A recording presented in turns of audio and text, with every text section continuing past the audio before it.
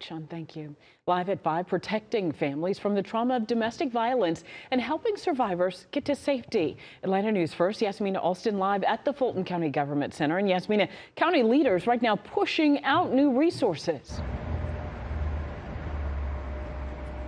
Tracy, that's right. And the Fulton County District Attorney's Office believes this is an important cause. So they hosted a domestic violence awareness program providing resources for those victims of domestic violence here in Metro Atlanta. Take a listen to this statistic. In the United States, 1 in 9 men and 1 in 4 women experience a form of domestic violence, according to the Domestic Violence Awareness Project. That's why today's event focused on bringing together those with personal stories, as well as those who can provide help to victims. Those resources in Metro Atlanta range from shelters to assistance for those victims post-conviction, meaning even after a case against an abuser ends, a victim may still need support.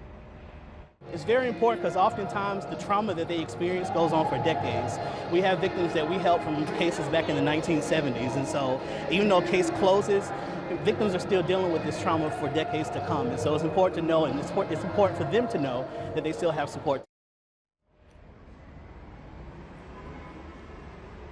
And advocates say here in Metro Atlanta, domestic violence is a really big issue, so the need for those resources will never go away. Now, coming up at 6, Fulton County District Attorney Fonnie Willis also speaks on the issue. Live in downtown Atlanta, Yasmina Alston, Atlanta News First. Help is out there. Yasmina, thank you. And it's important to know that the Georgia Domestic Violence Hotline is always available 24/7. The number on your screen, you can see it right now, or you can find it right now on our website, atlantanewsfirst.com. Live at 5.